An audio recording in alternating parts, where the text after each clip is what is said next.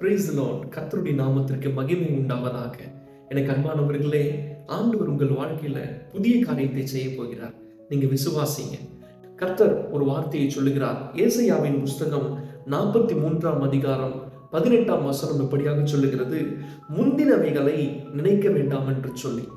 ஏன் ஆண்டவர் நினைக்க வேணாம்னு சொல்றாருன்னா, நமக்கு வரக்கூடிய ஆசீர்வாதங்களை தடை செய்கிற காரியமாய் அவை இருக்கும்.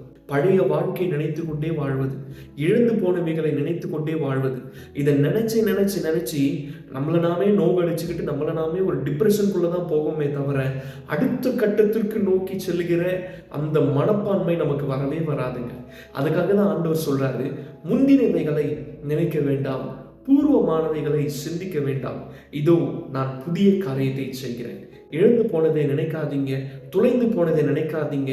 நீங்கள் முதலீடு செய்து இழந்த பல காரியங்கள் இருக்கலாம், அதையெல்லாம் நினைக்காதீங்க. எல்லாவற்றையும் முதலை தள்ளிவிட்டு இன்றைக்கு தேவ சமூகத்துல உங்கள் முழங்கால் படியிடுங்க. கர்த்தர் உங்கள் வாழ்க்கையில அற்புதத்தை செய்ய போகிறார். தேங்க்யூ. God bless you.